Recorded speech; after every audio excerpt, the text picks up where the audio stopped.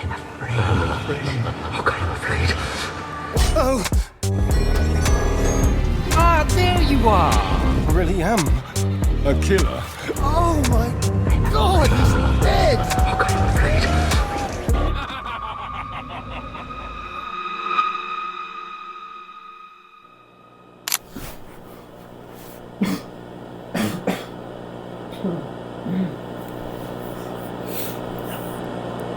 Oh god.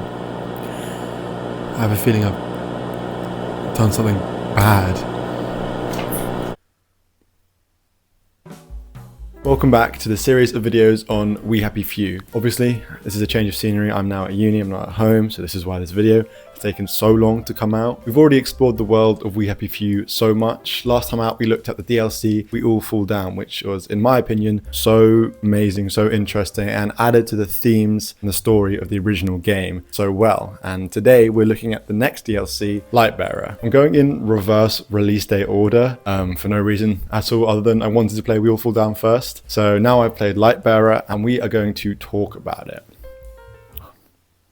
Sorry, I feel like something happened and The Lightbearer DLC stars the titular character of Nick Lightbearer, who was in the original We Happy Few base game, but only very briefly. He is a self-centered, arrogant, drug-addicted, cheating rockstar loser who, in quite a different way to the rest of the citizens of Wellington Wells, is lost. His story is interesting, not to mention extremely difficult to understand, but anyone with a taste for classic Italian literature will no doubt find it very familiar. Nick's journey mirrors the section of Dante's Divine Comedy known as Inferno. Yeah, that Inferno. Now, the DLC itself mostly takes place in one setting, the Avalon Hotel, and features a couple of new gameplay mechanics. Most importantly, Nick uses a guitar, playing it in different combinations from gentle serenade to a massive energy blast to fight off fans. I like this addition a lot. It's creative and it fits the story, but I wouldn't rate it above Victoria's Whip in We All Fall Down. Now, I was really intrigued by this DLC when I started playing it, especially with all the references to Inferno, but I do have my issues with it. At the end of this video, I'm going to introduce a little tier list and explain my thoughts, so stay tuned for that. But for now, I'll be glossing over certain parts of the gameplay, like the janky final boss fight and the weird kind of structure of the quests, to make my argument run smoother.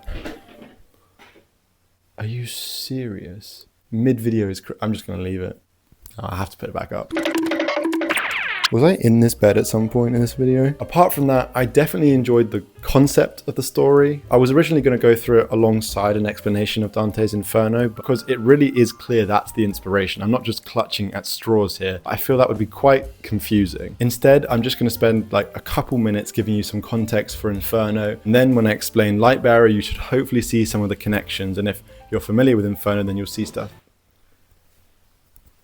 So, who was Dante Alighieri? Dante was born around 1265 in Florence in what is now Italy. As with many historical figures around that time, sources with details of his life aren't all that common, and the stuff that we do know is based around information in the Divine Comedy and other works. At the time he was growing up, there was a big political division in northern Italy between two factions, one side that supported the Pope and one side that supported the Holy Roman Empire, and neither side that I'm going to attempt to pronounce. Eventually, the faction that supported the Pope won out, but then they split down the middle into the whites and the blacks, and when the blacks took control of Florence, Dante, a supporter of the whites, was then exiled. It was sometime after this that he conceived of and then wrote the Divine Comedy, which was just originally called the Comedy. It's a stunning narrative poem which follows the main character, Dante, a fictionalized version of the real-life poet, as he journeys through hell, purgatory, and then paradise. The first section of the poem is Inferno, covering his journey through the 9 circles of hell,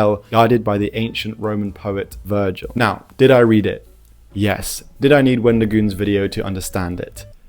Also, yes. Essentially, the whole poem is a metaphor for the soul's journey to God, with Inferno being the stage of rejecting sin. Every time they descend further into hell, the soul's primary sin and therefore their punishment becomes worse, although the order nowadays is definitely outdated. Dante's journey is this insane, moralizing pilgrimage featuring all these great figures from history. Lightbearer's journey is not that. In fact, it isn't anything close to a one-to-one of Inferno. And the mere existence of these similarities kind of challenge what is actually even happening in Lightbearer, what is reality and what is not. So let's try and figure it out. The fuck? Where did my chair go? In my last two videos, I've given wider context about the world of We Happy Few, but in this case, I don't really think it's necessary. I mean, the hope is that you've watched the other videos already, but if you haven't, what you need to know is that it's all set in this British town of Wellington Wells, where taking joy, a pill that makes you happy, is enforced by law. Well, that feels entirely too good. Nick Lightbearer was a rock star living in that town, but in present day, he is a washed up, depressed drug addict. I just need some reds and yellows. That'll get my head clear. In the base game, you find him locked away in his home where he isn't receiving any fans, although from the looks of it, there aren't any dying to get in anyway. Now bugger off! When the protagonist at the time, Arthur Hastings, speaks to him, something terrible happens. But I can't for the life of me remember what it was. The DLC begins with Nick waking up in his suite at the Avalon Hotel, where a hallucination of his ex-agent as a rat starts speaking to him. The hotel manager bangs on the door as Virgil scolds Nick for forgetting how the blood on his clothes got there. Is this blood? You don't even remember whose blood that is. Fuck's sake, Nicky! After desperately searching for his drugs and then finding a strange, ominous note in his pocket, Nick flees. He escapes the hotel and runs home, only to find that his house has been turned into a Nick Lightbearer museum run by his ex-wife Petunia. Why are you here? I'm in charge. Might as well get something out of the marriage. After taking more drugs, Nick battles her in a hallucination and we see the details of their relationship. It's not that I wanted to shag all those birds. Fans expect it. Mustn't disappoint the fans. Nick was a serial cheater, but he insists that he had to do it to keep up his rock star image. Petunia berates him with insults. When Nick defeats her, we find out that, ironically, he was actually fighting a compliment machine. If that had been the real Petunia...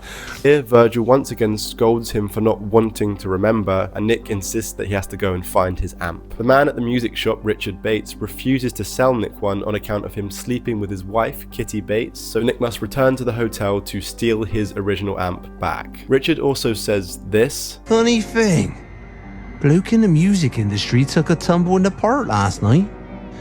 Twisted his neck right around. Implying that someone has been murdered. Once Nick finds his amp, a memory comes back to him. The park? I have to go to the park. He goes to the park and finds the real Virgil dead in the arms of a statue, and the overwhelming sense that it was his own fault. Oh God, I'm remembering.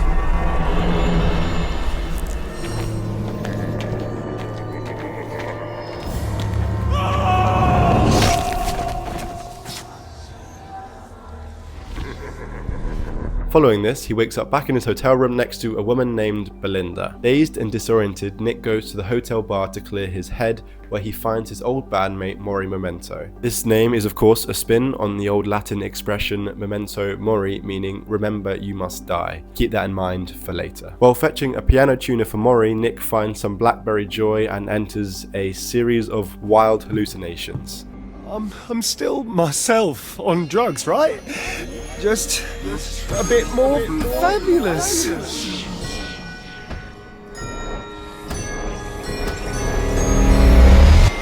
Afterwards, Mori plays a song which Nick thinks he's heard in his dreams before and which compels him to go up to the roof. There he finds the body of Richard Bates, the owner of the music shop, along with a disguise that Nick himself had been wearing earlier. This sends him into a spiral where he believes that he is a killer and Virgil and Richard were two of his victims. I don't want to remember.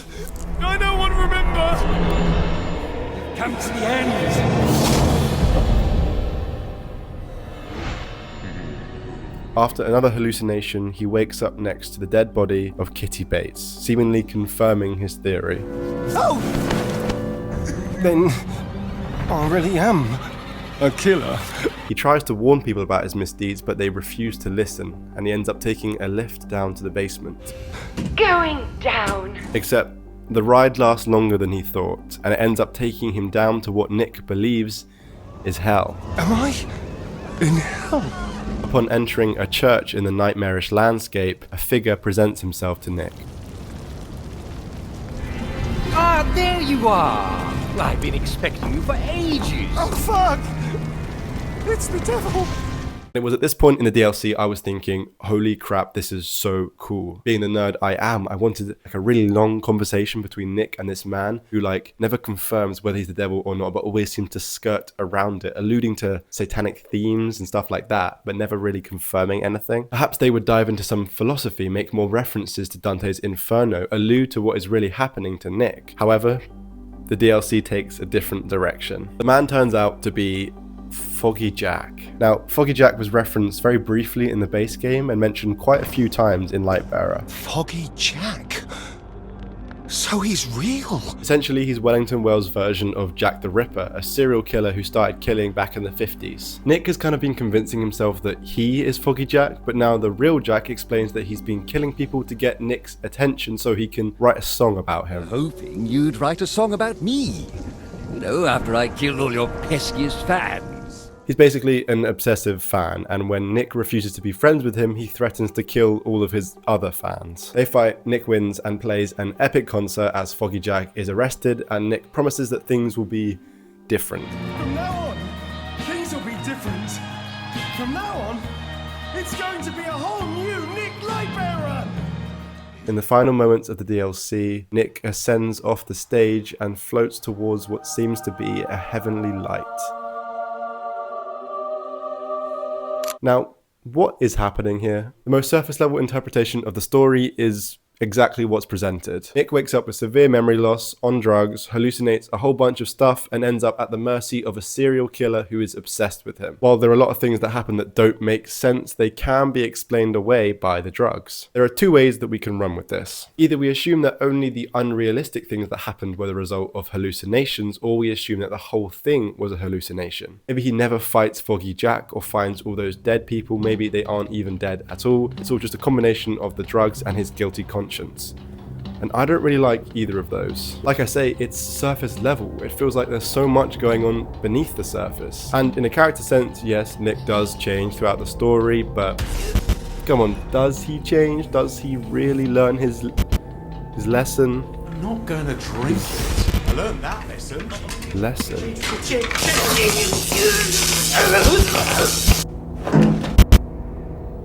Oh, Nick's dead.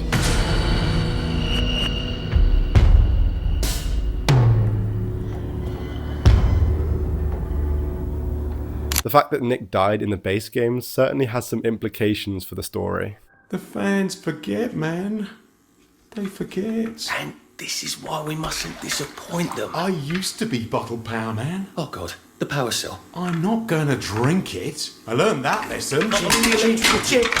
Was any of it real? Is it a retcon? Maybe it implies that Nick somehow survived and the events of Lightbearer really do happen and all the seemingly supernatural stuff are all hallucinations. Maybe Foggy Jack is in his head. I mean, he's a real person, but in this case, in his head. Or maybe he really did catch him. Or maybe, far more interestingly, it's Nick's journey to the afterlife, his very own divine comedy. Whether this means the devs are implying that the events of Lightbearer did happen and therefore that the afterlife is real in this universe, or they're using Inferno as a framing device for a moral theme, we'll figure that out later. For now, let's talk about Inferno itself, and don't worry, for those of you with a TikTok attention span, myself included, I will be continually referring back to Lightbearer and I'll be doing a very brief summary of Inferno. Don't worry, it's not all boring, ancient, classic Italian literature. Okay, I was actually going to do a summary of the entirety of Inferno here, mainly just to show off that I actually read it, but I realized that was extremely pretentious and disrupted the flow of the video, so I'm not going to do that anymore.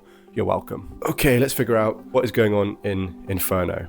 First of all, in a literal sense, Dante is alive in Inferno, and this is explicitly stated to be true. While his journey is a metaphor for one's soul ascending to the glory of God, there are multiple instances throughout the story where characters comment on how he shouldn't be in hell because he's not actually dead. And thou that yonder standest, living soul, withdraw thee from these people who are dead. In Lightbearer, there are two options. One, Nick is alive and on a lot of drugs, or on the brink of death, and this is manifesting in a journey to him becoming a better person. Or Nick is dead, and this is him literally facing his demons, manifesting in Foggy Jack, and then redeeming himself and ascending to paradise. If we interpret it as more of an exact mirror to Inferno, then Nick is alive and his soul is ascending to the glory of God, perhaps a less religious version of that. Perhaps after all of this, he wakes up back in the bathtub and is determined to become a better person after learning the effects that his bad behavior can have. Almost like a Christmas Carol. And thinking about it, are there three ghosts? His wife of Christmas Past, Virgil of Present, and Foggy Jack of Future. Oh. Yo, it is kind of like a Christmas Carol. In Christianity, Lightbearer literally means someone who is guided to spiritual enlightenment, so maybe this experience is all part of that transformation. He's just becoming a good person. However, assuming that Lightbearer is a close mirror to Inferno is pretty naive, and one of the main reasons they differ is Virgil. As I mentioned, Virgil in Dante's story is very harsh to the lost souls. Art thou too of the other fools? Here pity lives when it is wholly dead. Who is a greater reprobate than he who feels compassion for the doomed divine? But noticeably not towards Dante. He freaking loves Dante. I'm going to read this one off the laptop. I don't want to memorize this. My leader on a sudden seized me up, even as a mother who by noise is wakened, and close behind her sees the enkindled flames, who takes her son and flies and does not stop, having more care of him than of herself.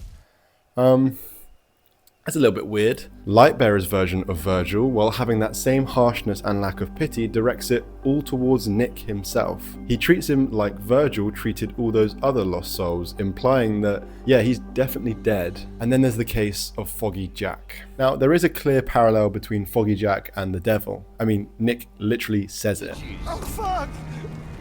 It's the devil! But Dante's Satan presides deep in the ninth circle of hell, surrounded by a frozen lake of souls whose primary sin was treason, and is also perpetually chewing on history's three greatest sinners, Judas, Brutus, and Cassius. At every mouth, he with his teeth was crunching a sinner, in the manner of a break. Foggy Jack, meanwhile, meets Nick surrounded by a lake of fire, closer to the 7th or 8th circle, and a more typical imagining of hell. And unlike the wordless giant of Lucifer, Jack is coherent and charismatic, presenting himself as the serial killer that Nick believes him to be. You don't remember? Gosh, I must say I'm disappointed.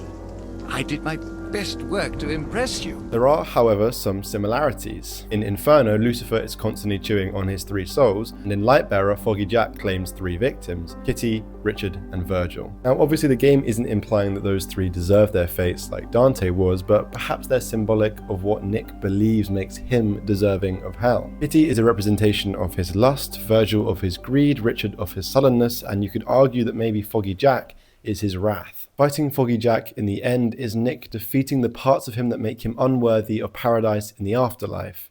And when you put it like that, despite the clear parallels to Inferno, it starts to sound a lot like something else. Maybe it's a karma thing. What is?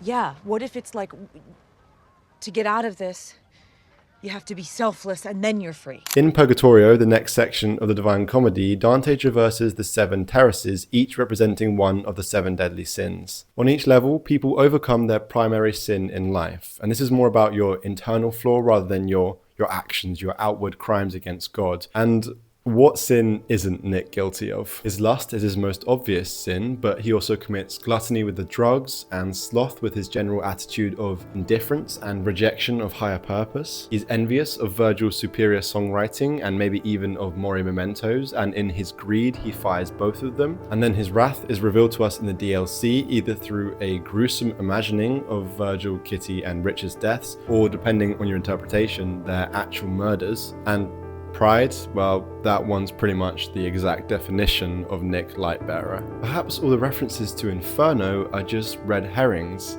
Nick's not in hell, he's in purgatory. He's not being tortured, he's being tested so that he can overcome his sins. And perhaps by the end of the game, he's bettered himself enough to get into Paradiso, just like it said the souls in the original poem do. But I just wonder if Nick did better himself. I mean, purgatory can't be realize you're terrible, fight someone with a guitar, and go to heaven. Maybe it's nothing. Maybe I'm just making things worse.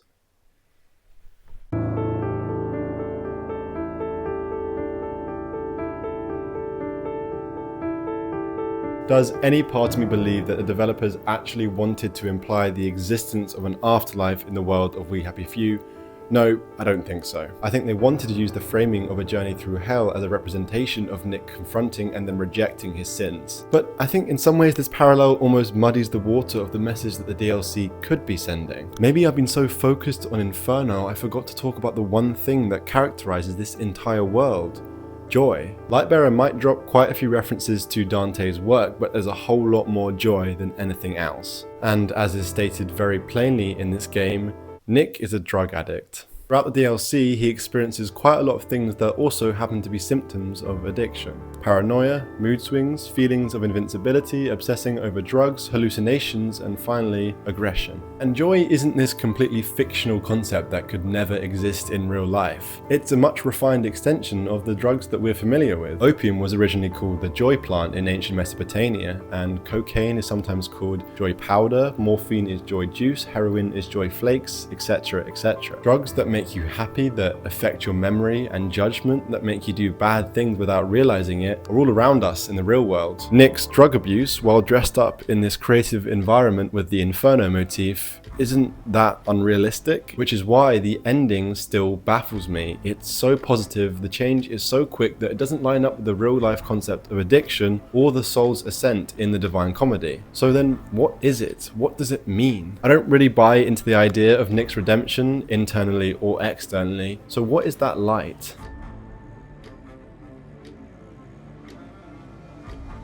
Well, there's one obvious option, right? It's death. It's Nick dying, not Nick dying and going to heaven or Nick being redeemed, just dying. In real life, there's evidence to suggest that when a person's heart stops beating, there's a sudden spike in brain activity. In 2022, rhythmic neural gamma oscillations, or gamma brainwaves, were detected in a patient's brain when they passed away of a heart attack while hooked up to an EEG. Dr. Amal Zamar noted these waves as abnormal and suggested that at the moment of death, the brain was very quickly recalling memories. Perhaps Nick, as he's dying in the bath in the base game, has this sudden surge of brain activity that makes him hallucinate the events of the DLC. And I bet the drugs and electricity coursing through his body wouldn't half contribute to that as well. It's not a coincidence then that everything his brain conjures up is closely related to his actual death. There are these unsettling whispers throughout the game, reminding Nick of what is really happening to him. Who's there? And everywhere there are flooded bathtubs, everywhere there is death, and everywhere there are fans. Now that last one might not seem quite as on theme, but there are multiple occasions throughout this DLC where Nick blames the fans for things that he does. It's not that I wanted to shag all those birds. Fans expect it. Mustn't disappoint the fans. And we know that these specific hallucinations probably aren't reflections of real life, because in the base game it's heavily implied that Nick doesn't have that many fans left. I'd say he's no longer the rock star he once was. So perhaps this is his brain's way of representing that Nick partly blames his fans for his fall to addiction and subsequent death. And of course, there is a tangible link between fame and addiction. That kind of public scrutiny, even on Lightbearer's level, can lead to a negative self-image and therefore drugs as an intense coping mechanism. That makes sense. So what else is in the DLC? The first thing that comes to mind is, of course, Foggy Jack. And this one is a sitter, because what does Foggy Jack most obviously represent? I mean, for those who know the base game well, he's literally the same voice actor, same catchphrases, same name as Uncle Jack. Now, quick recap, Uncle Jack was a radio DJ in Wellington, Wales before it became this dystopian landscape. But once the regime did come, he became sort of like its figurehead. His shows would be full of joy propaganda, urging people to take it constantly, and there's no doubt that a young Nick was influenced by this. Jack's appearance in Nick's death hallucinations can only be a representation of how Nick views the regime and maybe Uncle Jack himself. They were also a part of his addiction, and a violent part at that. Not only does the string of murders haunt Nick, but innocent citizens are dying by Foggy Jack's hand, just like in the real world, people are overdosing and even committing suicide because of joy and the regime. But Nick starts to view himself as the killer at some points, and the line between the real-life killer, the devil, and Nick become extremely blurred. This shows how Nick views himself as complicit. And maybe the most important link between the regime and his addiction, he was part of it and he needed the drugs to deal with the guilt. There's this article in the National Library of Medicine which talks about the connection between guilt and addiction, and its conclusion reads as follows. Findings of the current study indicate an association between shame and guilt activation and substance abuse disorders. Nick, who was kind of the poster child for taking joy is cool, still feels that shame. In this case, Nick's inadvertent influence on the public was as a direct result of his addiction, and it's kind of hard to blame him for that. But in a lot of ways, he was also kind of being one of those celebrities that insist they don't have influence over their fans and refuse to do anything good with their platform. But now, during the events of Lightbearer, things are different. He very almost blames himself as much as the regime and Uncle Jack, merging the three of them together with the devil. He believes that he is responsible for his addiction and subsequent death, sometimes just as much as the joy peddlers themselves. In the boss fight with his ex-wife, he even wonders whether maybe he would have had the capacity to beat her to death while on drugs. Oh, if that had been the real Petunia... No, I'd never. Those must have been bad drugs. Yes, bad drugs. He's well aware of the effect that his addiction can have on other people. I've just realised the mic might have not been working for that whole section. I'm so sorry. I need to get rid of this piece of shit. So he blames the fans, the regime, and crucially himself. But let's be clear, this does change by the end. He defeats Foggy Jack, he plays for his fans rather than running away, and he decides to be a whole new Nick Lightbearer, at the same time rejecting the regime, forgiving his fans, and accepting himself. This, however, is not anything substantial. I don't believe these final moments are a true finding of peace or an ascension to glory, but just the brain releasing endorphins as it often does in the final stages of life. It's just comfort, like a shot of morphine to ease a dying person's pain. The moment after he speaks those hopeful words and the screen goes black, Nick dies in the bathtub. Because sometimes that's what death is. It's not an adventurous journey through hell or purgatory or a story of redemption, it's just the brain firing off neurons for a few moments and then nothing. Maybe that's what the afterlife is. A showcasing of the reasons for your death, a reminder of your mistakes, and then a brief respite where you think that things might be okay before you are gone forever. Is that comforting? Or is that terrifying? I think it's comforting. Nick had demons for sure, but in a twisted way, he kind of faced them with this experience. It reminds me of that Latin phrase we mentioned earlier, memento mori, remember you must die. The DLC is constantly reminding Nick of that, even literally having a character named after it, but when death does come, it's happy. It's Nick being glad that he finally decided to change, finally decided to do something that he could be proud of, even if it's in his very final moments. It tells us our life is short, but it can also be purposeful. In fact, having an expiration date makes it more purposeful. And if you're living in a way that perhaps you shouldn't be, either by hurting other people or drifting aimlessly, remember that we live on a rock orbiting around a sun which is 1.3 million times bigger, which is one of 100 billion stars in the galaxy, which is one of 2 trillion other galaxies, and we will die soon. This doesn't make it meaningless. It makes it beautiful in a way. Definitely not saying that issues like addiction can be solved with a simple mindset change. Most things can't, but you can always ask for help. Don't listen to Dante, don't abandon all hope. There is always a chance to do better. Just try not to leave it into your deathbed like Nick did. Or at least that's my interpretation. No doubt yours is probably different. On the whole, Lightbearer is a fun, character-driven romp. It's about discovering who this person is, discovering that he wants to change, and then watching him die. Watching him die.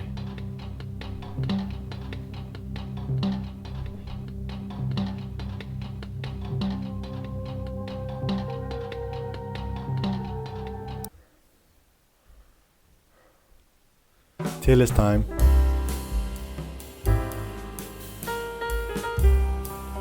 This is really not the way I was expecting this video to turn out. I thought I was going to do like a whole analysis of Inferno, but I figured this was kind of more interesting, to me at least, and it has taken a while, as I mentioned. Who knew third year of uni would be a whole load of work? Who bloody knew? Anyway, to finish off, why not jump into something slightly more light-hearted. So let's start with the original game. We've got Arthur, Ollie, and Sally.